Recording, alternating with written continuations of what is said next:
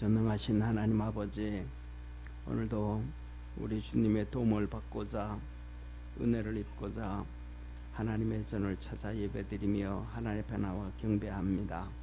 오늘도 우리 사랑하는 모든 성도들을 도와주옵시고 은혜 베풀어 주옵시고 구원의 역사가 이루어질 수 있도록 늘 동행하여 주옵소서. 믿음 안에서 승리할 수 있도록 오늘도 축복해 주옵시고 아버지 하나님, 이 나라를 주께서 든든히 지켜주셔서 모든 악을 멸하여 주옵시고 하나님의 거룩함과 의로움과 들어져서 온 세상 방방곡곡에 주의 복음 전할 수 있도록 축복하옵소서. 구원하신 주님, 오늘도 하나님 앞에 나와서 예배드리는 성도들 심령 속에 소원들이 있습니다. 믿음의 소원이 있습니다. 하나님의 나라에 대한 소원이 있습니다. 우리들이 이 세상 살아가는 삶에 대한 소원이 있고 자녀에 대한 소원이 있습니다. 그 모든 일들이 주 안에서 다 이루어질 수 있도록 주께서 복에 복을 더하시며 은혜 위에 은혜를 부어 주옵소서. 구원하신 예수님의 이름으로 기도드립니다. 아멘. 우리 하나님 말씀 같이 봅니다. 오늘은 창세기 2장 1절에서 17절까지 우리 한 절씩 교독하겠습니다.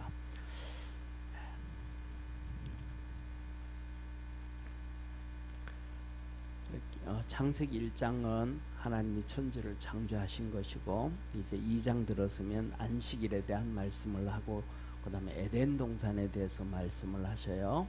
우리 한 절씩 교독하겠습니다. 천지와 만물이 다 이루니라. 하나님의 지으시던 일이 일곱째 날이 이를 때에 마치니 그 지으시던 일이 다 함으로 일곱째 날에 안식하시니라.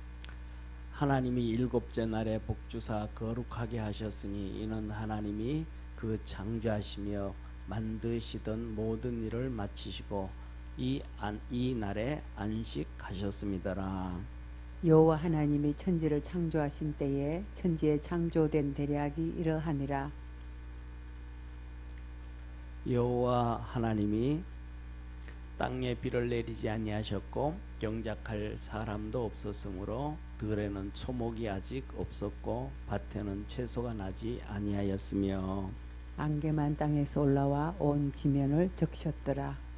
여호와 하나님이 흙으로 사람을 지으시고 생기를 그 코에 불어 넣으시니 사람이 생명이 된지라. 여호와 하나님이 동방의 에덴에 동산을 창설하시고 그 지으신 사람을 거기 두시고 여호와 하나님이 그 땅에서 보기에 아름답고 먹기에 좋은 나무가 나게 하시니 동산 가운데는 생명나무와 선악을 알게 하는 나무도 있더라. 강이 에덴에서 반론하여 동산을 적시고 거기서부터 갈라져 내 근원이 되었으니 첫째의 이름은 비손이라 금이 있는 하윌라 온 땅에 둘렀으며 그 땅의 금은 정금이요 그곳에는 베델리엄과 호마노도 있으며 둘째 강의 이름은 기온이라 구스 온 땅에 둘렀고 셋째 강의 이름은 힛데겔이라 아수르 동편으로 흐르며 넷째 강은 유브라레더라. 여호와 하나님이 그 사람을 이끌어 에덴 동산에 두사 그것을 다스리며 지키게 하시고 여호와 하나님이 그 사람에게 명하여 가라사대 동산 각종 나무의 실과는 내가 임의로 먹되 우리 17절 합독합니다.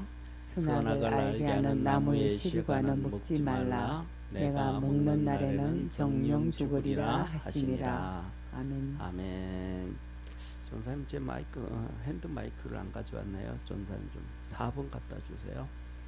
예, 오늘은 우리 하나님 이 사람 창조하신 것과 에덴 동산에서 그런데 오늘은 다 그냥 사람들 많이 놀랐죠, 그죠? 만나는 사람마다 그냥 이 계엄령 때문에 막 떠들고 뭐 이렇게 보니까 뉴스에도 막 터지고 그렇더라고요. 예. 그런데 이거는 제가 생각하기에는 그렇습니다. 우리 성도님들이 어떻게 볼지 모르지만은 제가 생각하기에는 윤석열 대통령이 우리 믿는 사람들에게 나라를 사랑하는 사람들에게 첫째로는 나라를 위해서 좀 걱정해줘라, 기도를 좀 많이 해줘라 이런 의미, 그 그다음에 두 번째로는 전 세계의 자유민주주의 국가를 향해 가지고 대한민국이 진짜 위기에 처해져 있다. 이걸 알려주기 위해서 그렇게 했다. 그런 생각이 들어요. 왜냐하면 첫째로는 계엄령을 내리면 뻔하거든요. 계엄령을 내리면 국회에서 취소 투표가 들어가거든요. 그럼 반 이상 참석해서 이렇게 3분의 2 이상의 투표가 되면 되는데, 그러면 윤석열 대통령이 계엄령을 선포하면 국회에서 그 반대할까요? 찬성할까요? 뻔하게 반대하잖아요. 그럼 계엄령을 어떻게 선포해야 돼요? 먼저 국회의원 300명에 또 그 밑에 있는 10명씩 참모진들이 있잖아요. 그럼 그 참모지 300명에 10명 3,000명이잖아요. 그러면 최소한 5,000명 이상 군인들을 투입해가지고 국회를 딱 차단하고 그들을 다 잡아 못 움직이게 하고 국회의원들이 국회로 못 들어가게 다 정리하고 난 다음에 계엄령을 선언해야 되잖아요. 왜? 국회의원들이 들어가면 계엄령이 취소되는 건 뻔한 거니까. 그런데 그런가? 계엄령 선언하고 한 시간 뒤에 군인들 한 300명 그냥 비행기로 태워서 집어넣고, 또 중요한 거는 군인들을 들어갔는데 군인들의 총이 전부 다 총알이 없는 총. 그러니까 공포탄만 가지고 있는. 그러니까 뭐냐면 처음부터 그냥 사람 죽이고 뭐 그걸 하려고 하지 않았다는 사실이에요. 그거 하나만 봐도. 그래가지고 그거 보고 언론에서는 막 떠드는 거예요. 뭐냐면 아이고 뭐 국회의원들도 그렇고 정치인들도 그렇고 논문하는 사람, 논평하는 사람도 아니 쿠데타를 한다 그러면 계엄령을 선언한다고 뭐 이렇게 허술하게 하는 사람이 어디 있냐고. 근데 허술하게 할까요? 저는 안 그렇다고 생각합니다. 우리가 집을 하나 옮겨도 물건을 하나 사도 준비를 해가지고 그 장소에다가 물건 놓을 장소에 있는 장소에서 준비해서 하는데, 이거는 그러면서 딱 그가 중요한 거는 뭐냐면 윤석열 대통령이 계엄 선언 할 때도 그렇고 취소할 때도 그렇고 그 내용을 언론에서는 얘기 안 해요. 그 내용은 첫째로는 그런 얘기예요. 이 계엄령 하는 것은 종북 반국가 세력. 그런데 종북 반국가 세력이 일을 하는데 그들이 대상이다. 그런데 그 얘기는 뭐 아무도 안 하거든요. 그 다음에 더 나아가가지고 우리 후손들에게 좋은 나라를 물려줘야 되는데 예산 같은 거 가지고도 다른 건 다 쪄놓고도 예산 같은 거 가지고도 도와주질 않는다. 나라를 망치고 있다. 지금 쉽게 말하면 그런 거거든요. 우리나라 출산율 떨어지잖아요. 막 출산 장려하고 막 하는데 그 아이를 놓으면 아이들 돌봐주는 사람들, 그들을 위해서 384조인가 그걸 예정했는데 그것도 다 지워버리고, 이제 청년들이 군대 가면 한 거의 병장 되면 200만 원씩 받잖아요. 그런데 하사로 가가지고 평생 일하는데도 병장들 월급보다도 못한 거예요. 그러면 기초가 다 무너져 버리는데 그거 신청했는데도 다 없애버리고, 그 다음에 해저비 지하 자원 뭐 석유 탐사하고 하는 거 그런 것도 하는, 그것도 올려가지고 우리나라가 잘 살게 만들어야 되는데 그런 것도 다 없애버리고, 윤석열 대통령이 대통령이 돼가지고 있는데 행정부의 사람들을 22명이나 탄핵을 해버리고 나라 운영이 안 된다 이들 때문에. 그래서 우리나라가 이렇게 어렵다, 국민들한테 전 세계에 충격을 주면서 대한민국을 위해서 좀 기도해달라, 이런 의미가 아닌가 그런 생각을 해요. 그러니까 우리 믿음의 성도들도 좀 더 나가가지고 평상시에도 나라를 위해서 기도하지만은 나라를 위해서 좀 더 열심히 기도하시기를 바랍니다. 그러면서 대통령이 정말로 그 말은 꺼내면 안 될 정도의 말을 꺼냈어요. 그 말이 뭐냐면 지금도 나라가 지금 무너져도 아무런 그 뭐라 그럴까 괜찮을 정도로 나라가 지금 심각하다. 나라가 지금 무너져도 괜찮을 정도로 나라가 지금 심각해져 있다. 이걸 얘기한 거예요. 뭐하면 계엄령을 선언하면서. 근데 그렇게 되었으면 제 생각으로는 그래요. 언론에서 진짜 나라가 이렇게 위기 처해 있는가? 이렇게 진짜 종북 좌파가 나라를 잡고 흔들어 가지고 이렇게 어려움에 처해져 있는가? 나라가 지금 진짜 이렇게 무너져도 윤석열 대통령이 계엄 선언을 하면서 이런 얘기를 했는데 이게 진짠가? 그걸 검증하는 언론들은 사람들은 아무도 없어요. 다른 얘기만 해요. 그러니까 뭐냐면 우리가 사실대로 찾아 들어가기에는 좀 많이 어렵다. 그래서 우리가 뭐냐면 한 가지, 뭐든지 팩트가 중요한 거잖아요. 그죠? 그러니까 그렇게 얘기를 담화를 하면서 그렇게 하면서 계엄령을 선언했는데 그것이 사실인가? 나라가 진짜 이렇게 어려운가? 그것을 보면서 우리가 나라를 위해서 좀 많이 기도할 수 있기를 바랍니다. 오늘 오늘 우리가 보는 본문 말씀은 이런 거예요. 하나님이 이 에덴 동산을 얘기하면서 하나님이 천지를 다 이루었다라고 말씀하셔요. 그래서 하나님이 지으시던 일이 일곱째 날이 이를 때에 마치셨다. 그리고 지으시던 날이 다 함으로 일곱째 날에 안식하셨다. 자 보세요. 첫째, 창세기 2장 1절에서 17절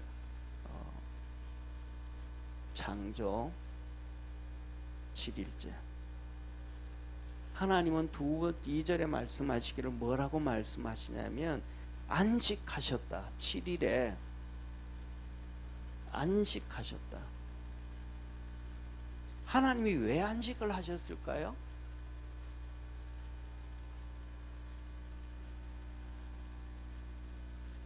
첫째 날, 둘째 날, 셋째 날, 넷째 날, 다섯째 날, 여섯째 날 창조하시고 하나님이 너무 피곤하고 너무 힘들어서 일곱째 날 안식하셨을까요?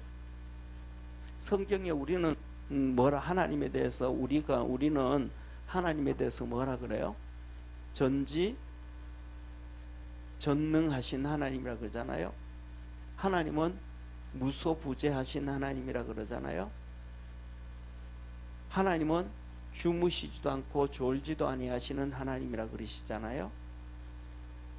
하나님은 전능하신 하나님이신데 쉴 이유가 있어요, 없어요?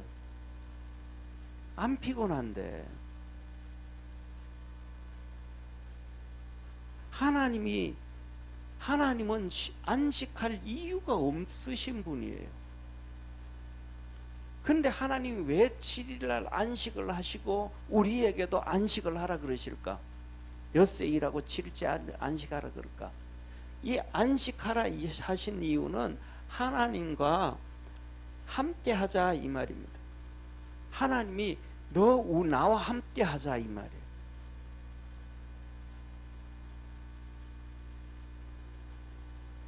하나님이 너 나와 함께 하자. 왜? 하나님이 이렇게 말씀하셔요. 3절에 보세요. 왜냐하면 자 보세요. 같이 읽습니다. 시작. 하나님이 일곱째 날을 복주사 거룩하게 하셨으니 이는 하나님이 그 창조하시며 만드시던 모든 일을 마치시고 그날에 안식하셨습니다. 하나님이 이 7일째는 우리와 하나님과 함께 하셔서 하나님이 우리에게 복 주시기 위해서 하나님이 쉬시는 거예요. 하나님이 우리와 함께 하시기를 원하시는 거예요. 예를 들면 한번 보세요. 요새야 이제 그냥 아파트에 전부 이렇게 생활하니까 손주들이 온다고 막 기다려 안 기다려요? 막 기다린단 말이에요. 오면 반가워요, 안 반가워요? 반갑잖아요.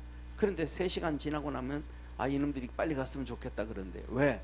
이유는 한 가지. 애들이 오면 와가지고는 조용하게 부부가 나이 노인들처럼 조용하게 집에 있어요. 안에 막 일로 뛰어다니고 절로 쿵쿵 뛰어다니고 하면 밑에 미안해 안 미안해요? 밑에 미안하고 좁은데 막 뛰어다니니까 막 스트레스 상하고 둘이 조용하게 그렇잖아요.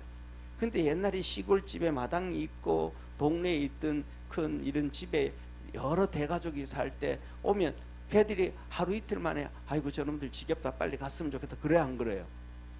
안 그래요. 왜? 밑에 뛰어다녀도 뭐 밑에 집에 쿵쿵대들 이유도 없고 그다음에 풀어놓으면 밭에 가가지고 들러 가가지고 뭐 참외도 따먹고 말이죠. 사과도 따먹고 저들 배고프면 무도 캐먹고 저들끼리 강에 가가지고 물고기도 잡고 놀고 그리고 또 만나고. 그러니까 그때는 누가 온다 그러면 방학 동안 한 달 동안 와 있어도 행복한 거예요. 그런 것처럼 하나님은 우리를 만나기를 원하시는 거예요.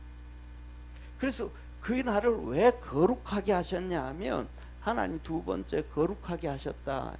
왜? 하나님이 거룩하신 분이니까 우리를 만나는 시간은 거룩한 시간이에요.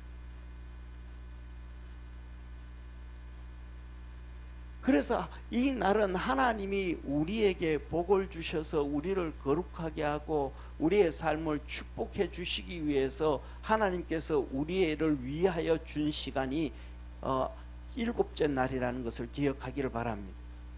사랑하는 성도님, 이제 지난번에 문재인 정부에서 이렇게 시간을 정해서 일 하루하루 일주일에 뭐 40시간인가 뭐 몇 시간 그 이상 일하면 안 된다.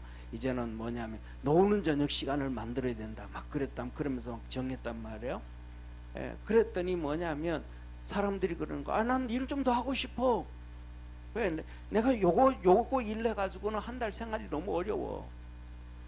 요거 해가지고는 우리 가족들 먹여 살리고 내가 지금 직장이 없는데 알바를 해야 되는데 알바를 요거 해가지고는 자녀들 키우기에 내가 너무 힘들어. 사람들은 뭐 하기를 원해요? 돈을 더 벌기를 원해요. 이게 뭐예요? 사람들의 속성이에요.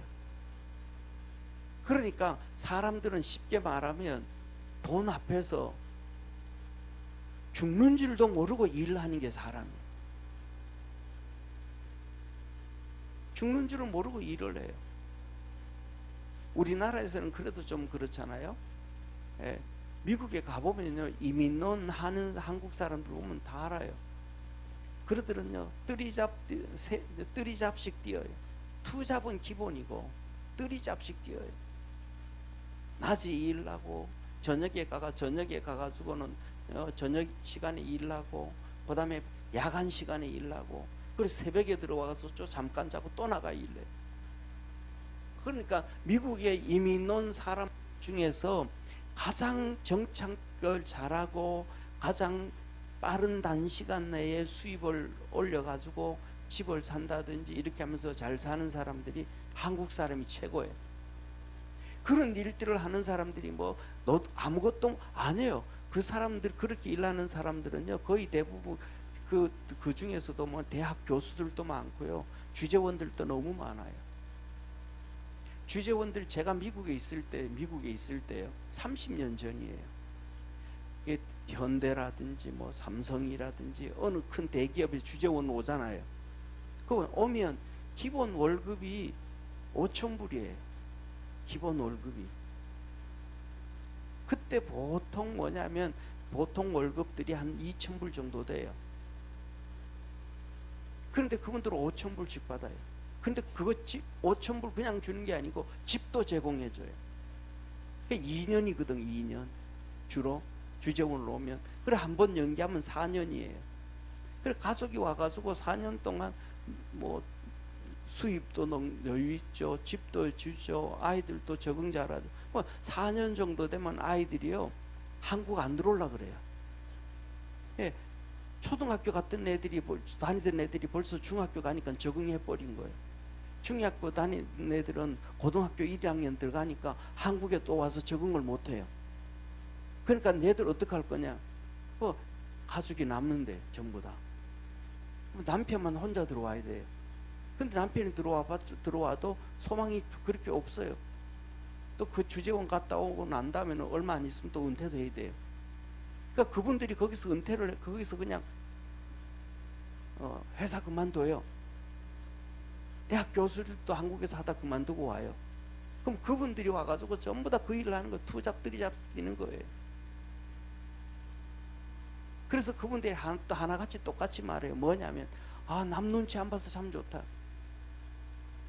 한국에 있을 때는 부장이고 과장이래 가지고 뭐 이것 다 일하고 저것 일하면 그냥 눈치 보이고 막 체면도 있고 한데, 대학 교수도 체면 있고 한데 그런 거 없이 그냥 내 체면 안 차리고 그냥 막 일해서 좋다.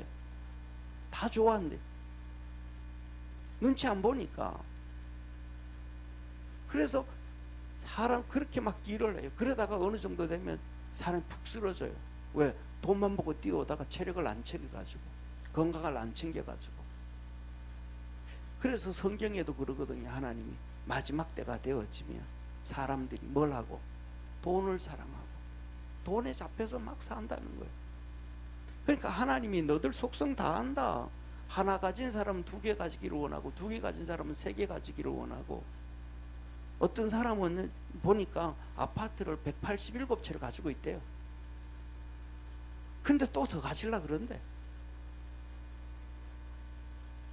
그것 때문에 그 욕심, 탐욕 때문에 결국 아담과 하와는 선악과를 따먹잖아요. 내가 이 선악과 따먹으면 하나님 같이 된다, 올라갈 줄 아니까.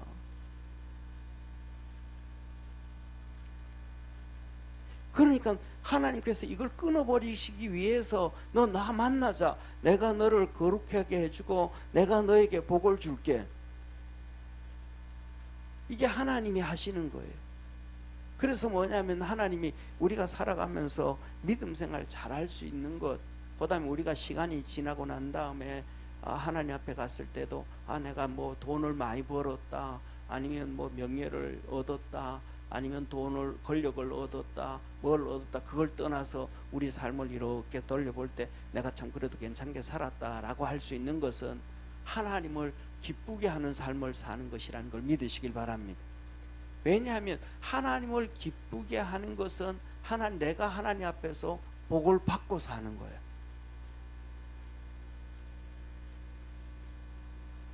저는 뭐 모르겠습니다만은 지금까지는 하나님의 은혜를 많이 받고 살았어요. 우리 성도들한테 말씀드렸던 것처럼 하나님께서 제 길을 열어주셨어요. 제가 유학 갈 때, 91년도에 유학 갈 때는요, 비자 받고 난 다음에 유학 갈 때 외무부에 가가지고 반나절 교육 받고 왔어요. 요새는 뭐 교육 안 받고 그냥 외국 그냥 막 나가잖아요. 옛날에는 교육을 받았어요.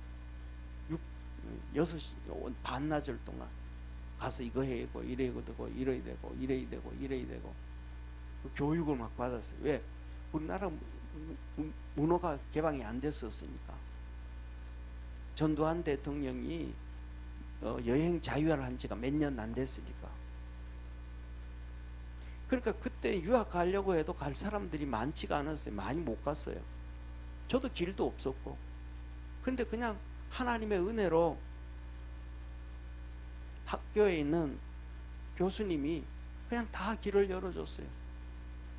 2분이, 한 분은 교무과장이시고 한 분은 대학 원장님이시고, 그분들이 다 길을 열어. 그냥 내가 하려고 한 게 아니고 내가 나갈 뭐 준비된 것도 아무것도 없는데 그분들이 다 해줬어요. 그것도 뭐냐면 내가 상담해가지고 그런 것도 아니고, 교무과장님은 이 기말고사 시험 치고 이제 다음 시간 치려고 하는데 준비하고 있는데 지나가면서, 야 성글아, 너 이번에 시험 끝나고 졸업하고 난 다음에 뭐 할래? 아니 뭐 할 거 없네, 전수하다 하면서 주님 일 해야죠. 그랬더니 너 유학 갈 생각 없냐? 뭐 글쎄요, 가고 싶긴 한데 길도 없고 방법도 모르고 아무것도 없습니다. 그래? 그럼 너들 주소 한번 줘. 주소 드렸더니 그분이 자기가 나온 학교에 전화해가지고 I-20 폼을 입학 원서를 만들어 우리 집으로 보내줬어요. 학교에서 곧장. 근데 그런데 뭐 길지만은 그것까지, 그런데 제가 원하던 대로 안 됐어요. 나중에는 대학 원장을 집에 만났는데 그분이 그래, 너 뭐 하냐? 친구가 있다고. 이런 일이 있었습니다. 그래? 주소 줘. 그럼 그분이 나오셨던 자기 학교에다가 연락해가지고 우리 집을 I-20 폼 줬어요. 그래가지고 그걸 딸에 받아가지고 8월 달에 들어갔어요. 미국 가서도 그렇고 그냥 주님이 일들을 다 해주셨어요. 우리가 살아가는 것은 뭐 누구만큼 잘난 것이 아니고 내 삶 속에서 주님이 길을 열어주시고 축복해 주시고 은혜 주셔야 됨을 믿으시길 바랍니다. 근데 제가 하나님 왜 그렇게 해주셨을까? 저는 여러 가지가 있지만 그 중에 한두 가지만 말씀을 드리면, 첫째, 제가 신학교 공부할 때 도서관에서 울면서 한번 기도를 했어요. 신학교 가면 보통 3학년 정도, 1학년 때는 기본 과정, 2학년 때는 조금 수준 있는 것, 그 다음에 3학년 되어지면 전문 과목을 공부하거든요. 그러면 전문 과목을 공부하면 제가 90분, 그때는 우리 강의가 90분 강의예요. 90분 강의를 들으면 그 강의 뼈대를 중심으로 해서 도서관에서 제가 내 강의안을 만들어요. 4시간 90분 들었던 강의안을 뼈대를 중심으로 해가지고 4시간 강의할 양을 제가 다시 정리를 해요. 그렇게 하다가 보니까 두려운 거예요. 뭐가 두렵냐면, 야, 이렇게 공부하다가 보면 책을 보니까 이러다 보면 진짜 이거는 하나님이 없다 하겠다. 하나님이 없다고 하는 자유주의 학자들이 왜 그렇게 얘기하는지가 이해가 되는 거예요. 그래서 제가 펑펑 울어요. 하나님, 이러다가 내가 주의 종 된다고 주님이 부르셔서 왔는데 내가 이러다가는 진짜 하나님 없다, 잘못된 신앙 가질까 봐 겁납니다. 정말 내가 공부하다가 이러다가 지옥 백성 될까 봐 두렵습니다 하고 펑펑 울었어요. 그 책상에 앉아 엎드려 가지고 펑펑 우는데 은혜를 주셨어요. 그래서 하나님 생각을 바꿔주시더라고요. 그때 뭐냐면, 하나님 다른 사람들이 이렇게 공부하다가 이성으로 빠지고 그래가지고 하나님이 없다고 얘기하는데, 나는 이걸 통해 가지고 지식을 얻으려고 하는 게 아니고 목회를 하려고 하겠습니다. 하나님이 진짜 살아계심을 증거하기 위해서 공부하겠습니다. 하나님이 그 펑펑 울다가 그 기도를 진짜 기뻐하시는 것 같아요. 근데 그때부터 시작해서 성경 보는 관점이 달라져가요. 많은 학자들이 전부 다 뭐 마태복음, 마가복음, 누가복음, 요한복음은 언제 기록했다 막 그러는데, 학자들이 다 똑같이 얘기하는데 그런 것들도 다르게 보이기도 시작하고 은혜가 달라져.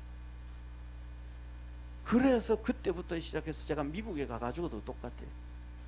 미국에 가가지고도 사무가 여기 있지만 학교 공부가 첫 번째가 아니고 새벽 예배가 첫 번째였습니다.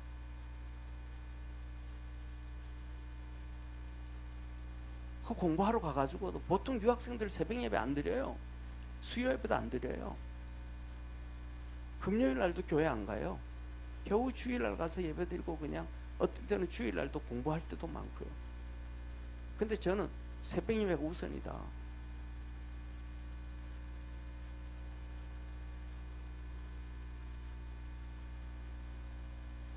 하나님이 그걸 조금 기뻐하시는 것 같아요.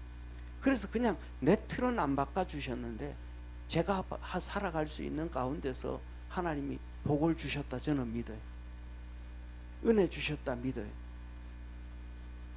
만약에 제가 이 목사로 지금 살아가는데 하나님께서 제게 100억의 부자를 만들어 줬다고 한번 해보십시오. 그러면 제가 목사로 살아가겠습니까? 죄인으로 살아가지. 정상적으로 살겠습니까? 아나무인격으로 얼마나 교만하게 살겠어요. 하나님은 우리를 거룩하게 하시고 우리에게 복을 주셔서 나답게 하나님의 거룩함을 드러내며 살게 하기 위하여 하나님은 안식하고 계시더라. 누구를 위하여? 우리를 위해서. 믿으시기를 축원합니다. 하나님은 쉴 필요가 없으신 분이에요. 전능하신 분이니까 피곤하지도 않고 졸지도 않고 주무시지도 않는 분이라는 거예요.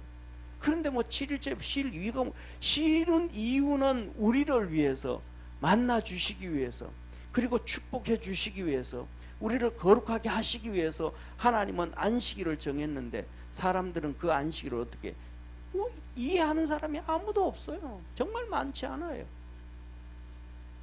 100명의 성도들이 신앙생활하면서도 이 의미를 잘 몰라요. 하나님이 씻어지니까 너도 씻어. 율법으로만 얘기해.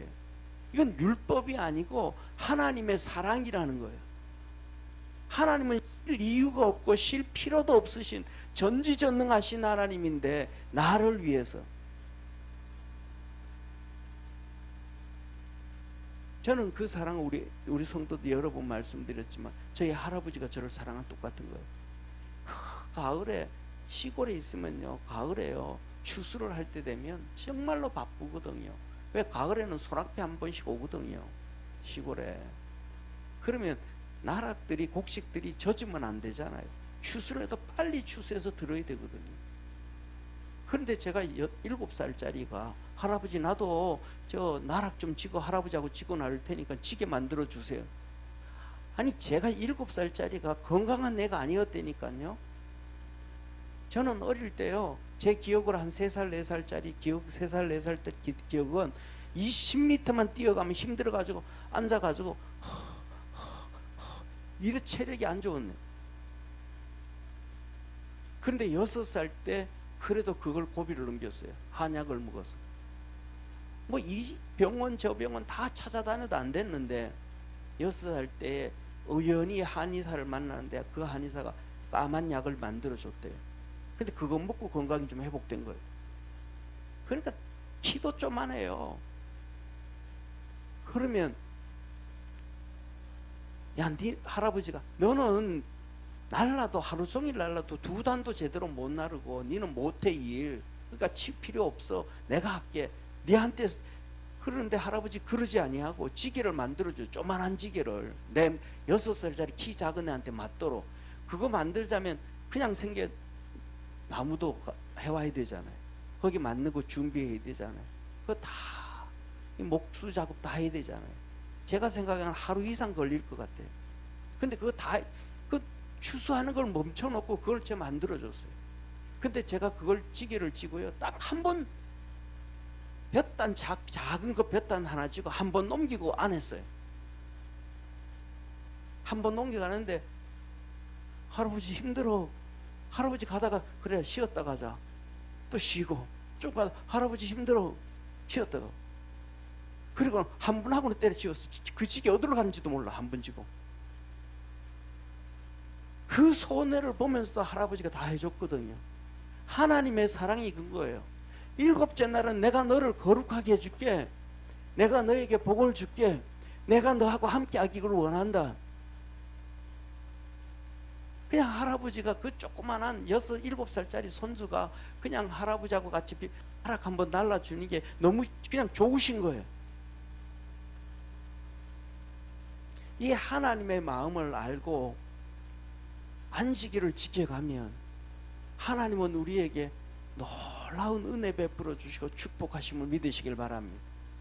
그러니까 그래서 뭐냐면 신앙생활을 하는 것은 그냥 하는 게 아니고 성경에 기록되어졌다고 그냥 하는 게 아니고 그것을 보고 하나님의 마음을 알아야 돼요. 하나님의 뜻을 알아야 돼요. 그리고 그 하나님의 마음을 알고 하나님의 뜻을 알고 내가 하나님 앞에 감사하고 한 발자국 나가면 하나님은 우리에게 넘치는 은혜 주심을 믿으시길 바랍니다. 이게 안식일을 하나님이 주시는 축복이에요. 자, 그러면서 보세요. 여호와 하나님이 천지를 창조하신 때에 천지에 창조된 대략이 이러하니라 하면서 5절 같이 읽습니다. 여호와 하나님이 땅에 비를 내리시지 아니하셨고 경작할 사람도 없었으므로 들에는 초목이 아직 없었고 밭에는 채소가 나지 아니하였으며. 하나님 뭐 했더라? 비도 아직 안 내려졌더라. 비도 안 내려졌더라. 초목도 없었더라. 밭에는 채소가 나지도 않았더라. 그리고 뭐 했어요? 안개만 땅에서 올라와 지면을 적셨더라. 그 다음에요, 여호와 하나님이 흙으로 사람을 지으시고 생기를 그 코에 불어넣으시니 사람이 생영이 된. 한번 따라 합시다. 사람이 생영이 된지라.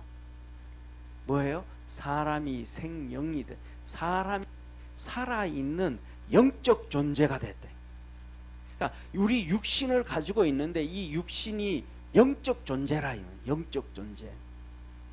이 생기를, 그 코에 생기를 불어넣기 전에는 영적 존재가 아니었는데 하나님이 성령을 통해 가지고 그 코에 생기를 불어넣었더니 영적 존재가 되었더라.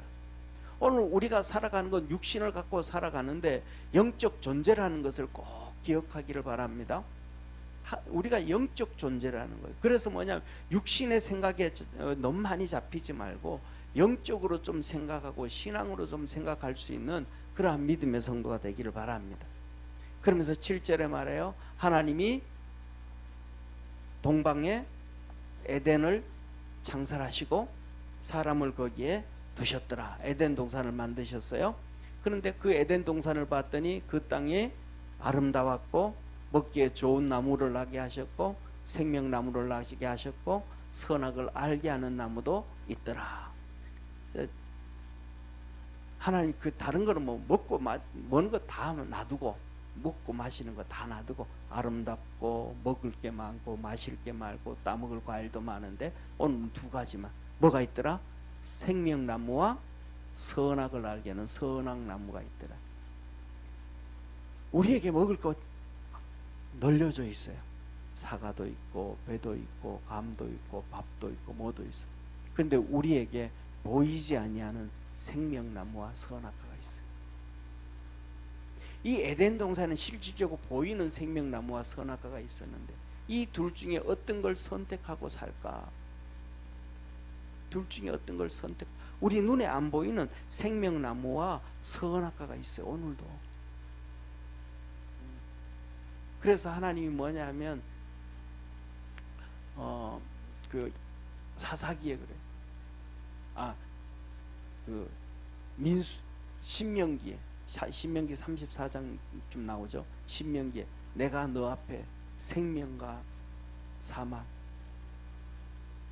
너 앞에 놔둬. 복과 저주를 너 앞에 놔둬. 생명과 사망이 뭐예요? 선악과잖아요. 사망이. 생명은 생명나무잖아요. 복과 저주. 복은 생명나무잖아요. 저주는 선악과잖아요. 예레미야서에 또 그랬어요. 예레미야서에 이스라엘이 망하잖아요. 바벨론에 망합니다. 그 망하는 그들 앞에 내가 너 앞에 생명과 사망, 복과 저주를 놨으니 하나님 말씀 너는 살기 위하여 생명을 선택하고 한번 따라합시다. 너는 살기 위하여 생명을 선택하고 하나님 우리에게 그거 하는 거예요. 내가 너 앞에 생명과 사망, 생명과 선악과 복과 저주 놔뒀으니까 너는 살기 위해서 생명을 선택하고 살기 위해서. 우리는 영적 존재이기 때문에 그것을 보고 선택해 가야 돼. 이스라엘이 남유다 그것을 망하는 것 때도 그렇게 말씀하셨던 것처럼 우리는 사회를 보면서도 이게 지금 생명을 선택하는가 사망을 선택하는가 복을 선택하는가 저주를 선택하는가 신앙의 눈으로 그것을 볼 줄 알아야 돼. 우리 스스로도 그것을 볼 줄 알아야 돼. 그거 안 볼 수 없으면 우리가 어디로 가는지를 몰라요. 자, 그러면서 이 강이 에덴에서 발원하여 동산을 적시고 거기서부터 갈라져서 내 근원이 되었으니 동산에서 갈라지기 시작했다. 첫째 이름은 비손이고 금 있는 하윌라 온 땅에 들렀으며 그 땅의 금은 정금이요 그곳에서 베델리엄과 호마노고 있으며 둘째 강의 이름은 기온과 구스 온 땅에 들렸고 셋째 강의 이름은 hit데겔이라 아수르 동편으로 흐르며 넷째 강은 유브라데라. 그런데 옛날 오늘 이 에덴 동산의 위치 선정에 대해서 두 가지를 보여드릴게요. 첫 번째는 옛날에 나온 거예요. 옛날에 한번 제가 앞에 갈게요. 아마 에덴 동산이 여기에 있지 않았을까 그런 많이 이렇게 얘기를 해요. 여기 보세요. hit데겔 티그리스 강을 hit데겔이라 그래요. 그다음에 성경에 나오는 유프라테스 강, 네 번째는 유프라테스 강. 그리고 그 다음에 기혼, 이쪽에 기혼강이 있었을 거예요. 추측하는 거예요. 그 다음에 여기 비손이라고 이쪽에 있었을 것이다. 이렇게 추정을 해요. 그러면서 에덴 동산이 여기, 에덴 동산에서 발원을 해가지고 이렇게 왔다. 에덴 동산에서 네 강이 흘러갔다 그러잖아. 발원이 그러잖아. 그런데 지금 이 말이 안 맞잖아요. 기혼강이 여기 있고 여기 있고. 그래서 에덴 동산이 여기 아마 있었지 않을까, 이런 얘기를 옛날에 했었어요. 그리고 이렇게 그것을 좀 더 이렇게 표현하면 이렇게 얘기해. 여기 정도, 여기에 에덴 동산이 있었을 게 아닌가. 왜 지형이 너무 바뀌었으니까. 그런데 실질적으로는 뭐냐면 이 유프라테스 강은 여기서 이 위에 터키거든요.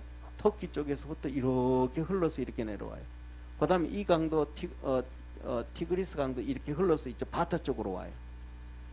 여기도 이쪽이 이렇게 바다 쪽으로 가고 여기서 이렇게.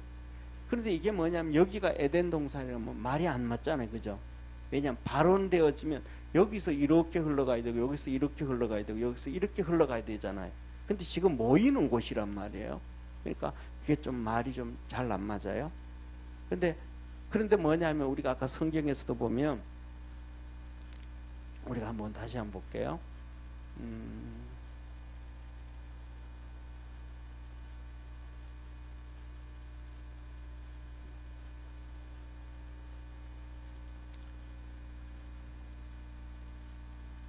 여기서 보면 둘째 강이 기혼강이 나와요.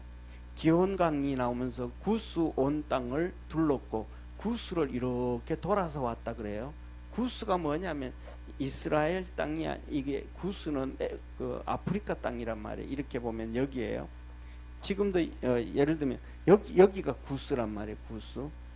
그런데 지금은 이렇게 오대양 다 땅이 갈라져 있었는데 이 창조했을 때는 우리가 지난번에 창조 1장을 하면서 지구가 하나였다라는 거 알죠? 얘기했잖아요. 그죠? 무치 하나로 이렇게 지구가 5대양 6도주로 이렇게 뚝뚝 갈라진 게 아니고 붙어 있었다. 붙어 있었기 때문에 이것도 지금 다 붙어 있는 상황이란 말이에요. 그래서 이거 여기서 보면 히데겔 강이 이렇게 여기서부터 발원해서 히데겔 강이 이렇게 오고 그 다음에 유프라테스가 나오고 그 다음에 또 여기서부터 시작해서 기온강, 그 다음에 이거 비손강이 여기 이렇게 와서 이렇게 되어졌다라고 이렇게 주장하는 경우가 많이 있어요. 그리고 또 하나가 있어요. 이거예요. 이건 제가 보기에는 이것이 거의 정확하지 않는가, 더 맞는 말이 가장 맞는 것 같아요. 쉽게 말하면 여기 위에서부터 이렇게 유프라테스가 이렇게 흘러내려와요. 여기는 지금 사우디예요. 사우디. 유프라테스강이 흘러가. 그리고 그 다음에 이건 티그리스강이 나오고 그 다음에 아까 얘기했던 거 이게 기혼강이 이렇게 흘러가지고 이렇게 온 땅을 둘렀다. 지금은 지형이 바뀌어가지고 이 나일강이, 이거는 기혼강인데 나일강이 만들어져서 이 밑으로 흘러가거든요. 그러니까 노아 홍수를 통해서 땅이 갈라지고 노아 홍수 지나고 난 다음에도 그렇고 땅이 갈라지면서 지형이 엄청나게 바뀌어가지고 예를 들면 뭐 티벳 같은 경우에는 해발 4,000m 이상이잖아요. 그죠? 그런데도 거기에 바다 소금이 그대로 나올 정도로 지형이 엄청나게 변화되어졌으니까 지금 우리가 있는 지구를 생각하고 그걸 생각하면 좀 틀린 부분들이 있어요. 그래서 이렇게 하고 그 다음에 여기서부터 시작해서 이렇게 흘러가면 비송강이 있어요. 그래서 그때 여기를 중심으로 해가지고 뭐냐면 여기 흰 테두리 있잖아요. 그죠? 여기로 흰 테두리가 나오는데 이게 그 당시에 에덴 동산이 아니었던가 그런 얘기를 하는데 상당히 저는 그것이 일리가 있다라고 생각을 해요. 왜냐하면 하나님께서 여기 이스라엘, 여기 보세요. 여기에 예루살렘이 있거든요. 이 성은 아브라함 때 아브라함 때는 그 전부터 이 예루살렘은 하나님의 도성이라고 얘기를 해줘요. 이 예루살렘은 이거는 하나님의 도성. 그래서 여기에 하나님의 영원한 제사장이었던 멜기세덱이 제사장으로 있었던 곳이에요. 아브라함이 그 멜기세덱 하나님의 제사장한테 가서 이 11조를 드리고 축복을 받아요.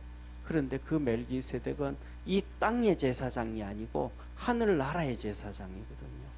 그런데 그 하늘나라의 제사장이 어떻게 이 예루살렘의 살렘에 와가지고 제사장으로 아브라함 시대에 있었지에 대해서는 성경이 기록하지 않아요. 그래서 그 멜기세덱에 대해서는 멜기세덱은 아비도 없고 어미도 없고 족보도 없고 태어난 날도 없고 하나님의 아들과 방불하여 그러거든요. 그렇죠. 아버지도 없고 어미도 없고. 왜냐하면 사람이 아니니까. 사람이 아니니까 태어난 날도 없고 하나님 정하시겠단 말이에요. 그가 예루살렘 여기 있으니까 이 예루살렘부터 시작해서 이 포함되어지는 것이 에덴 동산이었을 확률이 높다.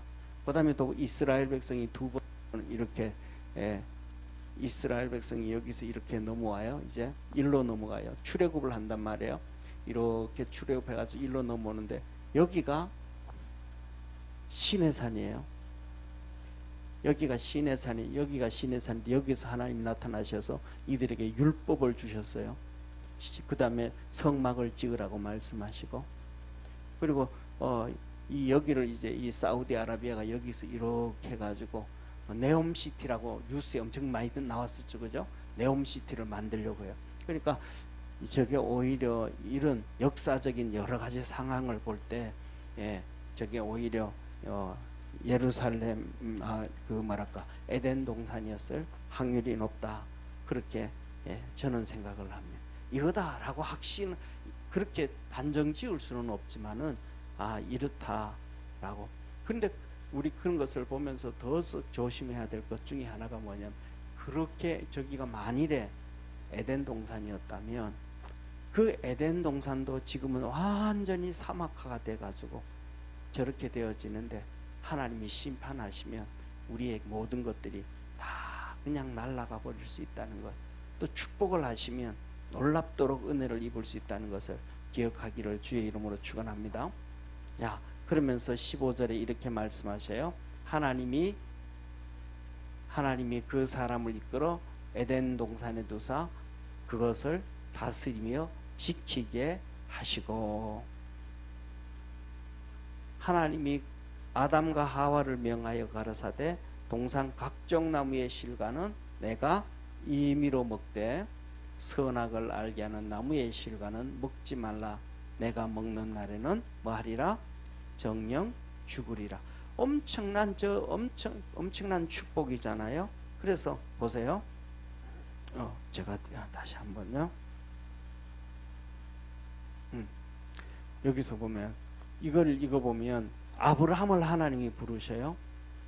아브라함이 갈대아 우르 여기에 살 때 불러요. 하나님이 아브라함이 여기 때 불러가지고 이 가나안 땅으로 오게 해요. 그리고 가나안 땅에 왔을 때 하나님께서 아브라함을 축복해줘요.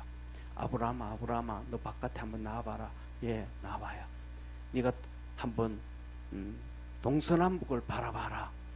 예, 동서남북 바라봤습니다. 네가 본 땅을 다 내게 주리라. 약속해 주신 땅이 이거예요. 아브라함에게. 그래서 여기 와서 가나안 땅에 왔는데 아브라함이 봤어요. 봤습니다. 어디까지냐? 동쪽으로는 하나님 유프라테스 강입니다. 알았다. 서쪽은 대해 지중해입니다. 남쪽으로는요. 이쪽으로는 여기고 애굽, 남쪽으로는 이 땅 전체입니다. 아브라함이 봤던 곳이 이것고 하나님이 이걸 아브라함에게 약속해 주셨어요. 그러니까 이런 성경적으로 이런 게 전체적으로 이렇게 맞춰 볼 때 믿음의 조상이잖아요. 그러니까 이게 오히려 뭐냐면 에덴 동산이 아브라함에게 주셨던 약속의 땅이 아니었을까? 더 여러 가지로 정황을 볼 때 맞을 확률이 높다. 그런데 우리가 이 복을 받으려고 하면, 하나님 주신 은혜와 복을 받기 위해서는 오늘도 여기 말씀드렸던 것처럼 17절에 선악을 알게 하는 나무의 실과는 먹지 말라. 내가 먹는 날에는 정령 죽으리라 하셨던 것처럼 우리 앞에 생명과 저주가 있다.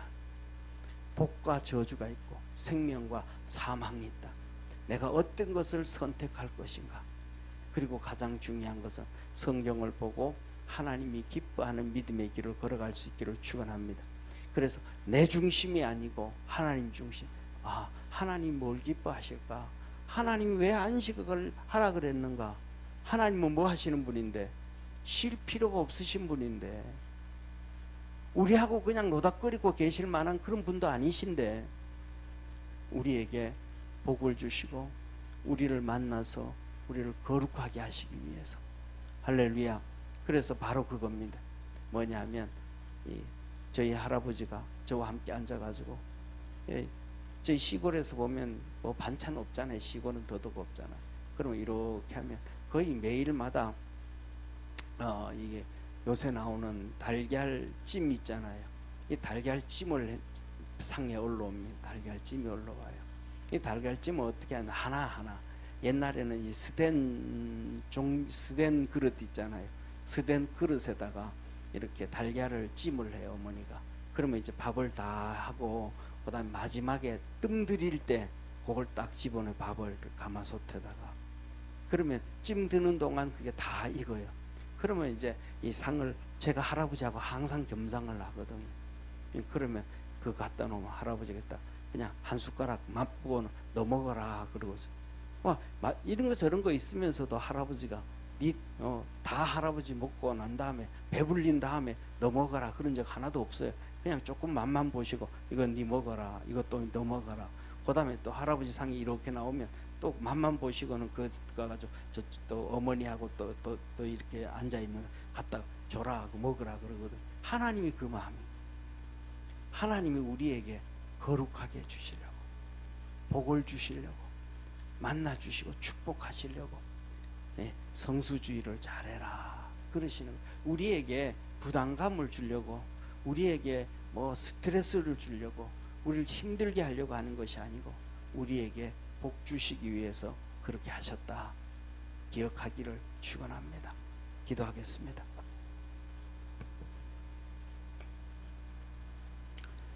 전능하신 하나님 아버지, 하나님은 에덴 동산에서부터 그 풍성하신 축복을 다 주고 난 다음에도 또 더 주고 싶어서 7일째는 내가 쉬었으니까 너도 내게 와서 쉬어라. 내가 너를 거룩하게 하고 내가 너에게 복을 주겠다 하십니다. 우리 사랑하는 모든 성도들도 이 땅 살아가면서 하나님과 동행을 하며 하나님의 은혜를 입으며 하나님의 복을 받으며 살 수 있도록 축복해 주옵소서. 구원의 역사가 이루어지도록 하늘문을 열어 축복하옵소서. 풍성하신 은혜 주시기를 원하옵고, 주님, 우리 사랑하는 모든 성도들이 성수주의를 하면서 주님 앞에 나올 때마다 예수 그리스도의 십자가의 보혈로 거룩해지게 도와주옵시고, 나올 때마다 하나님 앞에 복을 받아서 모든 일들이 잘 되어지도록 형통한 은혜를 입도록 축복하옵소서. 구원하신 예수님의 이름으로 기도드립니다. 아멘.